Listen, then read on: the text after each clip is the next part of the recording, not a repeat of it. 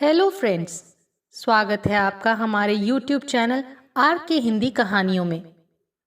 आज की कहानी है बेटों ने किया अम्मा के क्रियाकर्म का हिसाब किताब।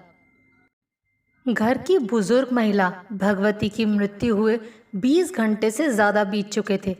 बिरादरी के सभी लोगों के इकट्ठा होने का इंतज़ार करने में पहले ही एक दिन निकल चुका था।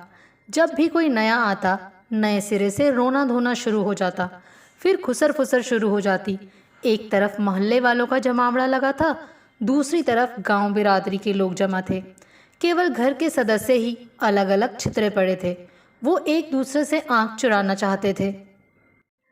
मृत्यु तो सुबह 8 बजे ही हो गई थी, पर मोहल्ले में 12 बजे खबर फैली। पड़ोसन रुक्मणी बोली, भगवती अपने बहू बेटों से अलग रहती थी। जब कभी दूसरों से मिलती तो अक्सर कहती, जैसा कर्म करोगे वैसा ही फल मिलेगा। अपने कामों को खुद भुगतेंगे, मुझे क्या, मेरा गुजारा हो रहा है। मन आया तो पकाया, नहीं तो दूध फल खाकर पड़े रहे। दूसरी पड़ोसन लीला बोली, बेचारी बहुत दुखी महिला थी, चलो मुक्ति पा गई। रुक्मणी ने कहा तो लीला बोली, हाँ, मुझसे भी कहती थी कि पूरी जिंदगी एक एक पैसा जोड़ने में अपनी हड्डियां गला दी। आज इसी धन को लेकर बेटी बेटे सभी का आपस में झगड़ा है। सभी को दूसरे की थाली में घी ज़्यादा दिखता है। सोच रही हूँ किसी वृद्धाश्रम में एक कमरा लेकर पड़ी रहूं। सब लोग मृत देह को बाहर ले आए।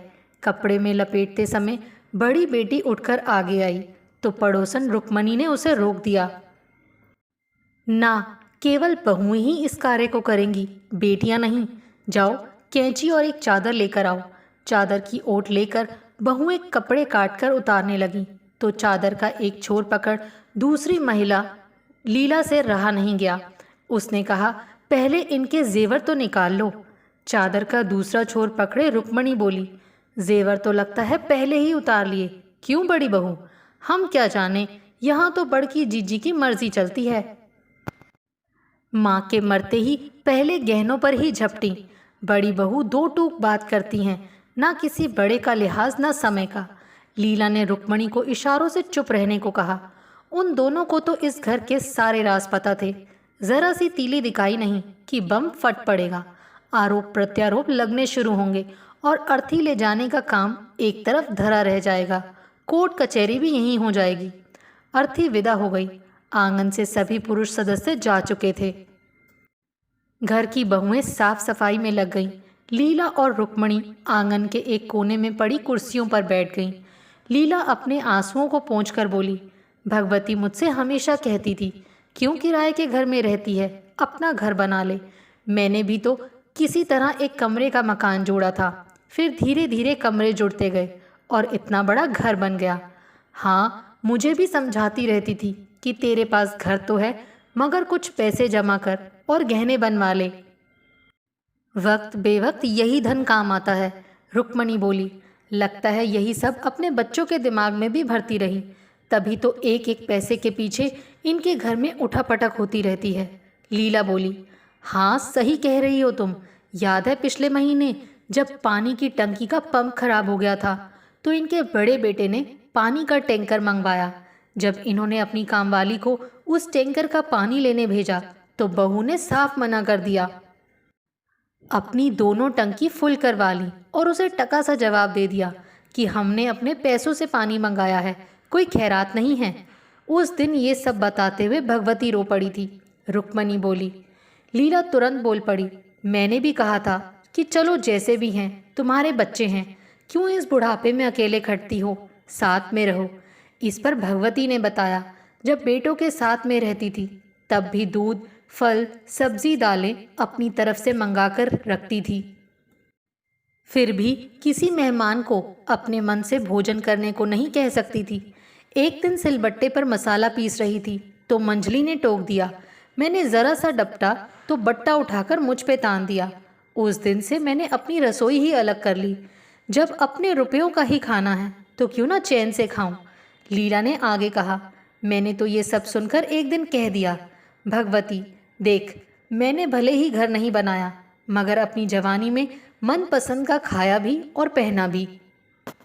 बच्चों के लिए जायदाद नहीं जोड़ी, बल्कि बच्चों को उच्च शिक्षा दी है। अब वो शहरों में अपना कमा खा रहे हैं। आपस में दोनों भाइयों के प्रेम संबंध बने हुए हैं। हमें तो पेंशन मिलती ही है। जब तक हाथ पैर चलते हैं यहीं रहेंगे। जब परेशानी होगी तो उनके पास चले जाएंगे। तुम्हारे घर में तो यही जोड़ी हुई संपत्ति बच्चों के बीच झगड़े की जड़ बन गई है। ये सुनकर भगवती बोल पड़ी थी। तुम ठीक कहती हो लीला बहन। लगता है मेरी परवरिश में ही कुछ कमी रह गई है, जो इन्हें विरासत में संपत्ति तो मिली पर संस्कार नहीं मिले। आंटी चाय। ये सुनकर दोनों की बातों को विराम लग गया। सामने भगवती की भतीजी चाय का जग और ग्लास थामे खड़ी थी। दोनों हड़बड़ा कर उठ गईं। वो चाय पीने से इनकार कर अपने घरों को चल पड़ी। दोनों पड़ोसनों के जाते ही घर वाले सक्रिय हो गए। जरा इधर आइए। उषा, दीनानाथ की पत्नी ने उन्हें अंदर के कमरे में चलने को कहा। उन्होंने एक नज़र पुराण श्रोताओं पर डाली, फिर उठकर अंदर अपनी माँ के कमरे में आ गए। अंदर बक्सा, अलमारी व दूसरी चीज़ें उल्टी सीधी बिखरी हुई थी। ये क्या है? वो गुस्से से तमतमाए। बड़की जीजी संग ये दोनों मिलकर अलमारी खोलकर साड़ी रुपया खोजती रहीं, फिर अपना मनपसंद सामान उठाकर ले गईं। दीदी, अम्मा के पास एक जोड़ी कंगन, एक जोड़ी कान के टॉप्स, हार और चांदी की करधनी थी, जिनमें से करधनी तो कल हमें मिल गई, बाकी जेवर बड़की जीजी उठा ले गई हैं।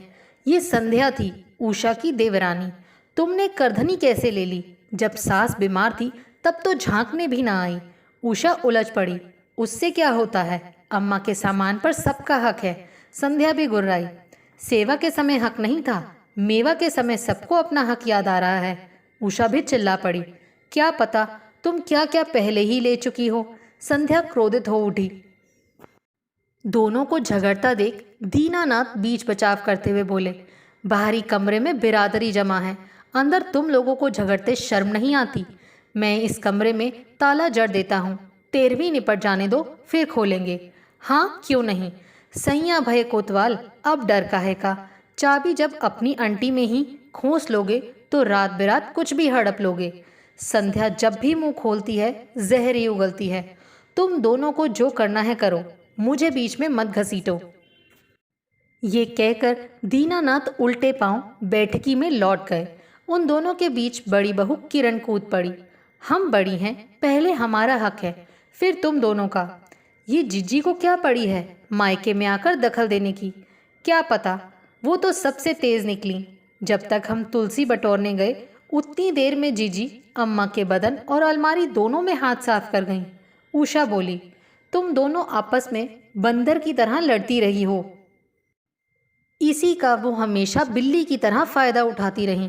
वो तो हमेशा से अम्मा को भड़काकर अपना माल बटोर कर चल देती थी। तुम दोनों के घर बैठ बुराई कर माल पुए उड़ाने में लगी रहीं। अब देखो, तुम दोनों की नाक के नीचे से जेवर उठा ले गईं। तुम अब भी आपस में ही भिड़ी हो। किरण डपट कर बोली, जब तुम इतनी सयानी थी तो पहले क्यों नहीं बोली? संध्या गुस्से में बोली, क्या कहें, तुम लोग अपने को किसी से कम समझती हो क्या? कुछ बोलो तो बुरे बनो। जब किसी को कुछ सुनना ही नहीं था तो कहें किससे? हमने तो जीजी को कभी मुंह लगाया ही नहीं, इसी से हमें बदनाम करती रहीं। वो करते रहो, क्या फ़र्क पड़ गया? तुम दोनों तो उनकी खूब सेवा में लगी रहीं, तो तुम्हें कौन सा मेडल पहना गई? अम्मा तुमसे हमेशा नाराज़ क्यों रहती थी? उषा ने पूछा। हम जीजी की हरकतों पर अपनी शादी के पहले दिन से ही नज़र रखे हुए थे। जब ससुर जी चल बसे तब मुश्किल से 6 महीने हुए थे हमारे विवाह को। तब भी बड़की जीजी शौक के समय अम्मा के बक्से पर नज़र रखे बैठी रहीं। 6 महीने बाद जब अम्मा को जेवर का होश आया तो पता चला नथ, मांग टीका, मंगलसूत्र, पायल, बिछिया सब जीजी उठा ले गई हैं। ऐसे कैसे उठा ले गई? संध्या बोली। यही अम्मा ने पूछा तो बोल पड़ी, अब तो पिताजी रहे नहीं, तुम अब ये सुहाग चिन्ह पहन नहीं सकती। इसे मैं अपनी बिटिया की शादी में उसे नानी की तरफ से दे दूंगी। तुम्हारा नाम भी हो जाएगा।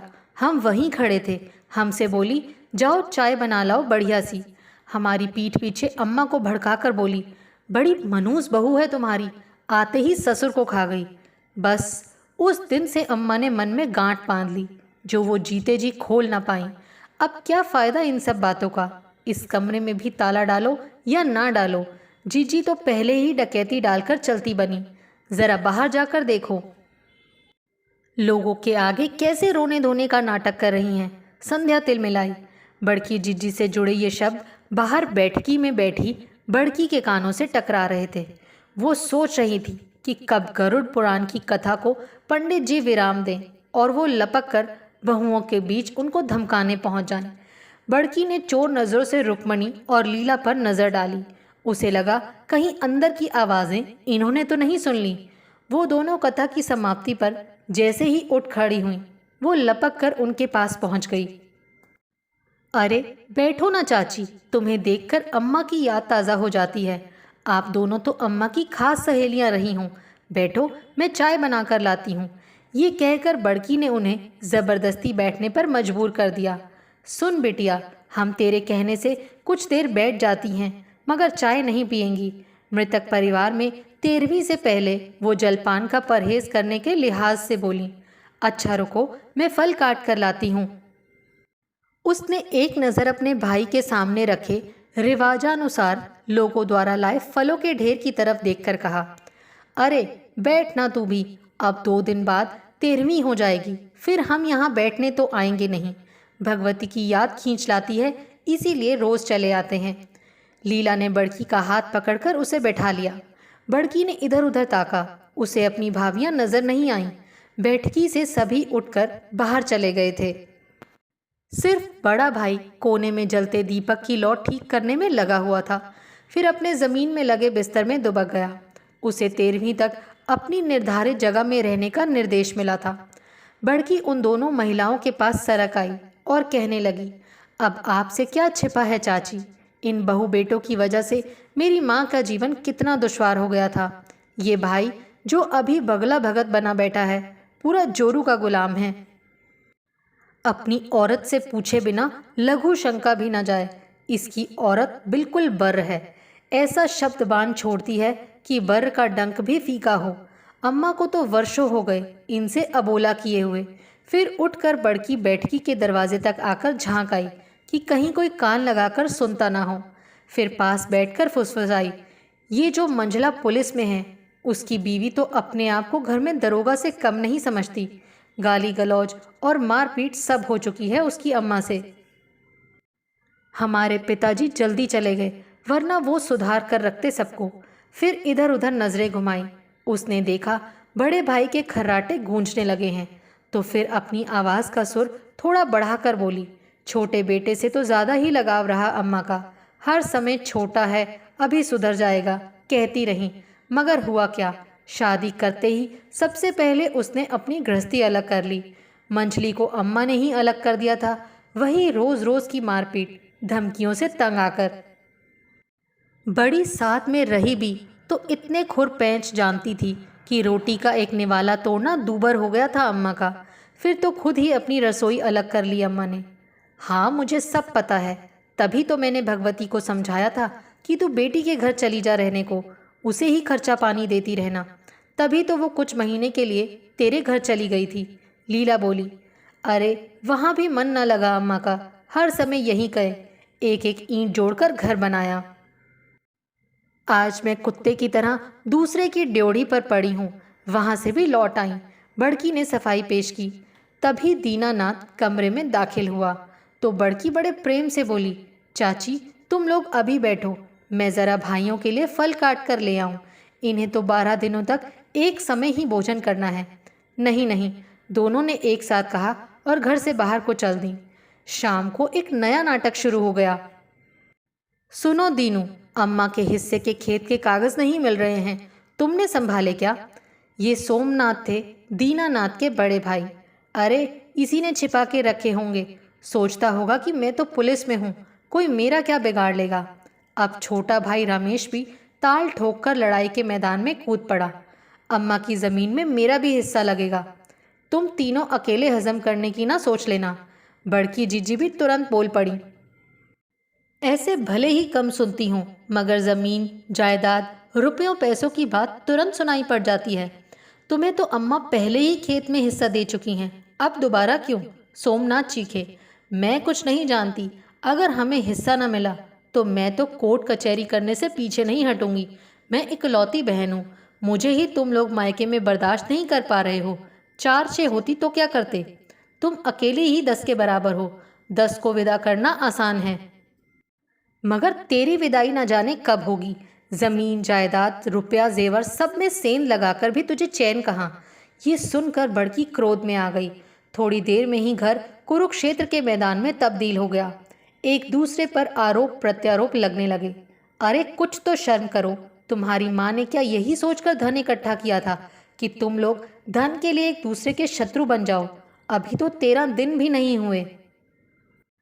पड़ोसी बुजुर्ग महिला रुक्मणी ने आकर सबको शांत किया।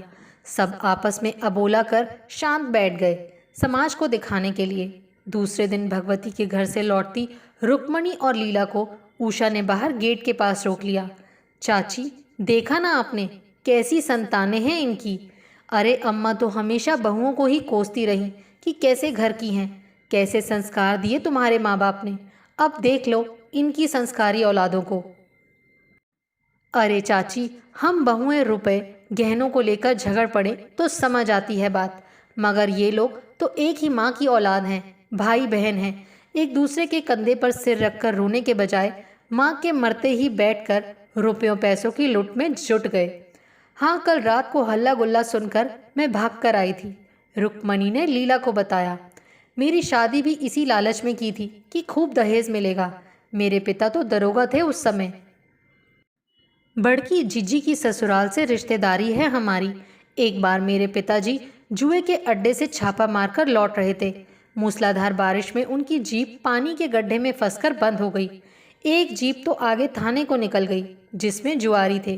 पिताजी के पास रुपयों से भरा बैग और एक सिपाही ही रह गया। दूसरा मैकेनिक को लेने चला गया। पिताजी को याद आया कि ये घर 2 फलांग की दूरी पर ही है, तो वो सिपाही को गाड़ी के पास छोड़कर यहाँ चले आए कि गाड़ी ठीक हो जाए तो चल पड़ेंगे। जानती हो चाची, फिर क्या हुआ? हाँ, याद आया। जब दीनानाथ पुलिस भर्ती की तैयारी कर रहा था तभी उसकी शादी तय कर दी थी। लीला बोली। हाँ चाची, तुम्हारी याददाश्त बहुत तेज है। उस समय पिताजी और बैग दोनों ही बुरी तरह से भीगे हुए थे। पिताजी ने अपने को तौलिए से पोंछकर जब बैग खोल कर देखा, सारे नोट भीग गए थे। पिताजी ने तुरंत बैठकी के गद्दे में नोट बिछा दिए और नोट सुखाने को पंखा चला दिया। पता है कितने रुपए थे? नहीं, ये बात तो नहीं पता हमें। रुक्मणी जानने को बेताब थी। 1,10,000 के लगभग। इन सब की तो आंखें खुली की खुली रह गईं। सोचा, पुलिस की नौकरी में तो नोट ही नोट है। पिताजी ने बताया था कि ये रुपए थाने में जमा करने के लिए हैं, मगर इन्हें लगा ये सब ऊपरी कमाई के हैं। अपने बेटे की शादी उसी दिन मेरे साथ तय कर दी, जिससे मेडिकल साक्षात्कार में सहूलियत मिल जाए, और दूसरा शादी में तगड़ा दहेज भी। अरे चाची, मुझे भी इन लोगों ने खूब सुनाया, क्या लाई कैसे लाई, हमारी खातिरदारी ठीक से नहीं हुई, बहुत सुना है मैंने भी। जब एक दिन मेरे पिताजी का नाम लेकर अम्मा बोली कि तेरे बाप ने तो कोरी लड़की विदा कर दी, बस उसी दिन से मैंने बेलिहाज करना छोड़ दिया। मैंने कह दिया, तुम्हारी बिटिया की तरह नहीं हूँ कि हर सामान के लिए मायके में कटोरा लेकर खड़ी हो जाऊं। जितनी मेरे आदमी की कमाई है उसी में घर चलाना जानती हूँ। बस चिढ़कर मेरा चूल्हा अलग कर दिया, मेरी भी जान छूटी। तभी सामने से बड़ी बहू किरण को आते देख उषा वहां से खिसक ली। क्या सुना रही थी उषा? कल रात का किस्सा? आते ही उसने पूछा। नहीं, पुरानी यादें ताज़ा कर गई। लीला व्यंग से बोली। देखा ना चाची, जरा सी जमीन जायदाद के लिए कितना झगड़ा। मेरे मायके में तो यहाँ से 10 गुना ज़्यादा जायदाद है। माँ पिताजी अब रहे नहीं। हमारे पिताजी हमें कुछ ज़मीन जायदाद तो दे नहीं गए। हमारी अम्मा भी यही बोली थी कि तुम्हारा हिस्सा तुम्हारी शादी में खर्च हो गया। पिछले साल तो हम 2 बहनों ने सोचा कि चलो अब कानून भी बन गया है, पिताजी वसीयत नहीं कर गए हैं तो अपने मायके से कुछ कोर्ट में अर्जी लगाकर ही ले लें। केवल सोचा था, किया नहीं था। जानती हैं क्या हुआ तब? चाची, नहीं, दोनों बोल पड़ी। अरे इसी बड़की जो अब अपनी माँ के मरे 10 दिन में ही चीख चीख कर कोर्ट कचहरी करने की बात कर रही है। हम बहनों की चुगली सब जगह लगा दी। हमारे भाइयों तक बात पहुंच गई। हमारे मायके से संबंध भी खराब हो गए और मिला भी कुछ नहीं। यहाँ भी आकर 100 बात सुना गई कि हमारे माँ बाप खानदान का नाम डूब जाएगा जब इस घर की औरतें कोर्ट में खड़ी हो जाएंगी। मेरे आदमी को भी जोरू का गुलाम और न जाने क्या क्या कहकर भड़काया। गुस्से में आकर इन्होंने मेरा सिर दीवार में पटक दिया था। ये देखो, यहाँ 3 टांके लगे हैं। अब अपनी बहन का सिर फोड़ कर दिखाएं। अब इनके खानदान की इज्जत में बट्टा नहीं लग रहा। ठीक कहती हो बहन, ये बहुत ही शातिर औरत है। अपनी बारी आते ही गिरगिट की तरह रंग बदल लेती है। मेरी शादी की शॉपिंग में क्या किया पता है? तीसरी बहू संध्या कब इस बातचीत में बीच में शामिल हो गई, उन्हें भान ही नहीं हुआ। तुम तो चूल्हे में दूध उबाल रही थी, गैस बंद कर दी? किरण ने पूछा। हाँ, बंद करके आई हूँ। हाँ, तो मैं क्या सुना रही थी? संध्या ने पूछा। शादी की शॉपिंग बता रही थी, लीला जानने की गरज से बोली। मेरे आदमी की कोई खास कमाई तो होती नहीं थी दुकान से। नई नई दुकान होने के कारण शादी का खर्चा भी घर में नहीं दे सकते थे। अम्मा ने जीजी से ही सारी शॉपिंग करवाई। मुझ पर और उषा पर भरोसा ही कहाँ था अम्मा को। अपनी बेटी को ही रुपए पकड़ाती थी, ये ले आना वो ले आना। जिज्जी ही तो भड़का के रखती थी कि बहुएं पैसे मार लेंगी। अब देख लो हरीश चंद भाई और बहन को। किरण बीच में बोल पड़ी। अरे मेरी पूरी बात तो सुनो। मेरी शादी में गिनी चुनी 7 साड़ियाँ ससुराल से मिली। उनमें से भी 2 साड़ियों में मैंने फॉल के पास जंग लगा देखा, जैसे लोहे के बक्से में साड़ी रखने से लग जाता है। मैंने सभी से कहा, ये साड़ियाँ पुरानी दे दी हैं दुकानदार ने, इसे बदलवा दो। जीजी ने तुरंत कहा, अब तो महीना भर हो गया, अब दुकानदार नहीं बदलेगा। बाद में मैंने खुद दुकानदार से बात की तो वो हंसने लगा और बोला, बहन जी इतनी बड़ी मेरी दुकान है, मैं पुरानी साड़ी नहीं बेचता हूँ। तब मुझे समझ आ गया कि साड़ी जीजी ने ही बदल दी थी। तभी दोबारा दुकान जाने को तैयार नहीं हुई। संध्या गुस्से से बोली। हाँ, तेरी शादी की साड़ी की बात तो मुझे भी अच्छे से याद है। मैं भी हैरान हो गई थी कि जीजी शॉपिंग में कैसे ठग गई। किरण हंसने लगी। तूने गलती की, जब पता चल ही गया था तो साड़ी लाकर जीजी के मुंह पर दे मारती। हम तो शुरू से लिहाज ही करते रह गए।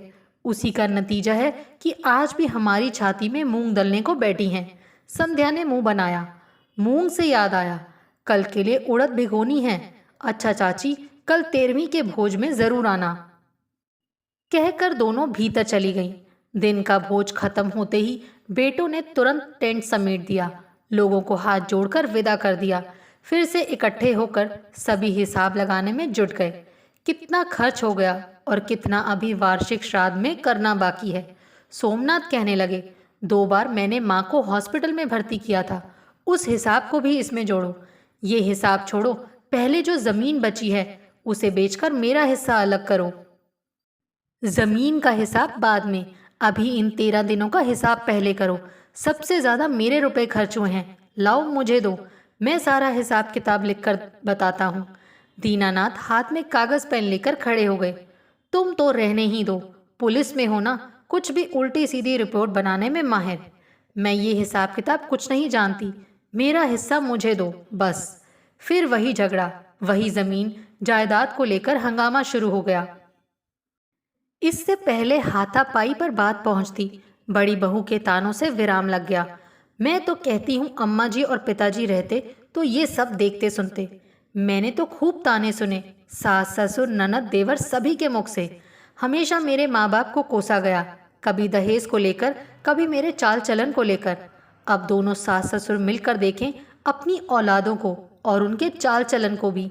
तुम्हारे खानदान से तो लाख गुना बेहतर हमारा खानदान है। तुम हमारे माँ बाप तक कैसे पहुँच गई? बड़की चीखी। तुम लोगों के लक्षण ही ऐसे हैं जो माँ बाप की परवरिश को बट्टा लगा रहे हैं। ये उषा थी। अब लड़ाई चारों महिलाओं के बीच शुरू हो गई।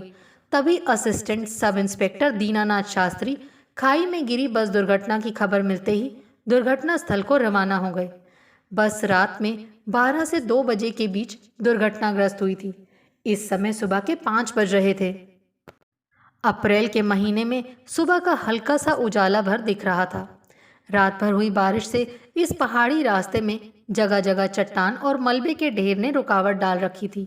हर आधे घंटे की चढ़ाई के बाद जीप को रोकना पड़ता। 7 बजे तक जीप दुर्घटना स्थल तक पहुंची। चारों तरफ चीख पुकार, भीड़ और अफरा तफरी का माहौल था। कुछ स्वयंसेवी संगठन राहत बचाव कार्य में मुस्तैदी से डटे थे। बचाओ, मार डाला का करुण क्रंदन गूंज उठा। दीनानाथ ने आवाज की ओर सिर घुमाया तो सामने से 2 युवाओं को तेजी से भागते हुए देखा। रुक बे, इधर आ, कहाँ भागे जा रहे हो? दीनानाथ चीखा। साहब, मोर माई को पानी चाहिए, वही लावे जात हैं। उनमें से एक युवक हड़बड़ा कर बोला, झोले में क्या है? माई का सामान है, इधर दिखावे। झोले को उनके हाथ से छीनते हुए दीनानाथ को माजरा समझते देर नहीं लगी। दोनों युवकों ने फिर उल्टी दिशा में दौड़ लगानी चाहिए, मगर दीनानाथ ने दबोच लिया। झोले को पलटते ही उसमें से कटी हुई उंगलियां, सोने की चूड़ियां, मंगलसूत्र, पाजेब आदि जेवर बिखर गए। आदमखोर हो क्या, ये उंगलियां क्यों काटी? दीनानाथ ने घुड़का। अंगूठी उंगली में फंसी हुई थी, निकली नहीं तो काटनी पड़ी। चल तेरी भी खाल निकलवाता हूँ, कहकर दीनानाथ ने उनके हाथ बांधे। अरे साहब, इन जैसे लुटेरे तो जहां एक्सीडेंट की खबर सुनते हैं तुरंत घायलों व मुर्दों को नोचने खसोटने को दौड़ जाते हैं। अभी यहाँ इनके और भी साथी भीड़ में छिपे होंगे। सिपाही उन दोनों को जीप के अंदर धकेलते हुए बोला, मारो सालों को, अभी सब उगलेंगे। मैं नीचे घटनास्थल का मुआयना करके आता हूँ। अपने साथ 4 सिपाहियों को लेकर दीनानाथ तेजी से चल पड़े। शाम के 6 बजे तक सभी घायलों और मृतकों को बरामद कर लिया गया। एक बार फिर से झाड़ियों का मुआयना कर लो, कोई जीवित या मृत छूटना नहीं चाहिए। इस इलाके में बहुत गिद्ध हैं। सुनसान होते ही मांस नोचने को टूट पड़ेंगे। दीनानाथ ने दूर पेड़ों की फुनगियों में बैठे गिद्धों को देखकर कहा। शाम तक सब इंस्पेक्टर भी पहुंच गए। क्या प्रोग्रेस है दीनानाथ? साहब, बारात की बस थी, इसमें 40 लोग सवार थे, जिनमें से 6 मृत और 4 गंभीर घायल अवस्था में अस्पताल को रवाना कर दिए हैं। बाकी सभी की प्राथमिक चिकित्सा कर उनके गंतव्य को भेज दिया गया है। ये हैं वो 4 लुटेरे जो मृतकों के शरीर को गिद्धों की तरह नोचते खसोटते हुए मौका वारदात से पकड़े गए हैं। दीनानाथ ने अपनी जीप की तरफ इशारा कर बताया। इन सब कार्रवाई में बहुत समय लग गया। दीनानाथ को घर पहुंचने में रात हो गई थी। रात गहरा गई। आंगन में खटिया डाले दीनानाथ को देर रात तक नींद ही नहीं आई। एक झपकी सी आई थी कि लगा किसी ने फिर से उठा दिया। जल्दी जागो, पास के जंगल में बस पलट गई है। चारों तरफ चीख पुकार मची थी। एक बुढ़िया जोर जोर से चीख रही थी, बचाओ बचाओ। उसने पलट कर देखा। बुढ़िया को गिद्ध नोच नोच कर खा रहे थे। कोई उसके गले पे चिपका है, कोई कान पे। वो गिद्ध भगाने को डंडा खोजने लगा। बुढ़िया का चेहरा माँ के जैसा दिख रहा था। उसने चीखना शुरू कर दिया, अम्मा अम्मा। अचानक उसे गिद्धों में जाने पहचाने चेहरे दिखने लगे। उसके भाई, भाभी, बहन, पत्नी, अन्य परिवारजन। वो पसीने से तरबतर हो उठा। उसकी नींद पूरी तरह से खुल चुकी थी। सब उसे घेर कर खड़े थे। बुरा सपना देखा? अम्मा दिखी क्या? कुछ मांग तो नहीं कर रही थी? कुछ कमी रह गई हो तो ऐसे ही सपने आते हैं। जितने मुंह उतनी बातें। जीते जी तो अम्मा को किसी ने पानी भी नहीं पूछा। वो अपनी अलग रसोई बनाती खाती रहीं। अब उन्हीं के रुपयों से पंडित को सारी सुख सुविधा की वस्तुएं दान भी कर दो तो क्या फायदा। अब जब अम्मा की मृत्यु हो गई तो भी चैन कहाँ है सबको। अब उनके सामान को लेकर छीना झपटी मची हुई है। तुम लोग भी किसी गिद्ध से कम हो क्या? तुम सभी जीते जी तो अम्मा का खून पीते रहे और अब मरने पर उनकी बची संपदा की लूट खसोट में लगे हो। जाओ यहाँ से, मुझे सब समझ आ गया है। वैसे तुमसे अच्छे तो वो गिद्ध हैं जो मरे सड़े को खाकर वातावरण को स्वच्छ रखने में अपना योगदान देते हैं। वो लुटेरे भी कई गुना बेहतर हैं जो अनजान को लूटकर अपने परिवार को पालते हैं। तुम लोग तो उनसे भी अधिक गिरे हुए हो जो अपनी ही सगी माँ को लूट कर खा गए।